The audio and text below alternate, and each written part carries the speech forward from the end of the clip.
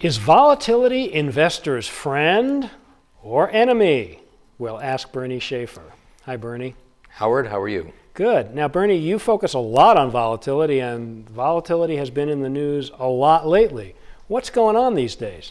Well, one thing that I always try to emphasize when talking about volatility is investors often mistake volatility with directional price movement.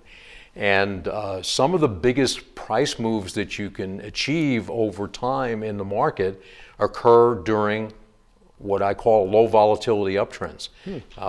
The rally, essentially the latter half of this rally off the March 2009 bottom, has been accompanied by low and declining volatility, yet the directional component has been significant. The Russell 2000 has more than doubled at its peak from the March 2009 lows. High volatility can often be accompanied by just very choppy price action that doesn't really bottom line to anything directionally, but gets a lot of people agitated, so to speak. Right. So recently we've seen, we saw low volatility. I mean, the VIX was in the mid-teens, really multi-year lows. And then when we had the market turmoil recently, it just shot up like crazy and then dropped again. I mean, what's the significance of that? Well, one of the maxims, and of course the timing of it is the key. But you can pretty safely say that low volatility begets high volatility, simply from the standpoint of when volatility stays low for too long a period, not only is there psychologically a complacency that develops, but there are actual strategies that get implemented, particularly through the options market, that are based on the presumption that the low volatility environment will continue.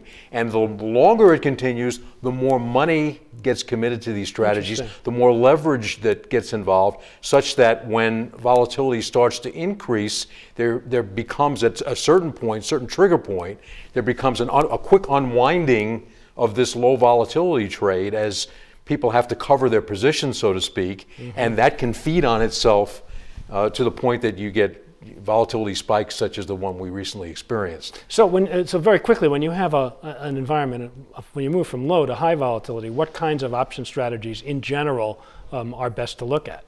Well, in low volatility, and that's why I say kind of combine the directional component with the volatility component, we were in a very strong uptrend. S&P up 80% from its lows. Volatility was very low. That was a good time to do a portfolio protection trade, which would be to buy puts to protect your portfolio, because pricing of options is pretty much directly proportional to volatility. If volatility gets cut in half, option prices get cut in half.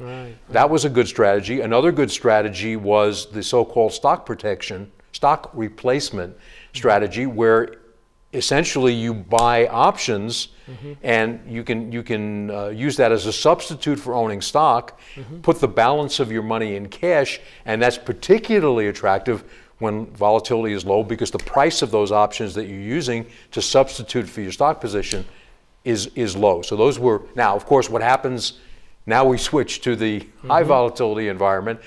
People are everybody wants protections, just like anything else in the financial environment. It's a lot more expensive, and we actually did a quick study today at Schaefer's Investment Research. We did a quick a quantitative study of what happens when volatility takes a huge spike, as it has recently.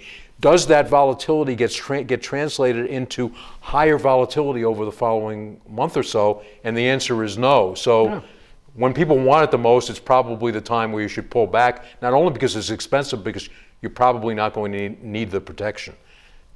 We've been speaking with Bernie Schaefer on the MoneyShow.com video network.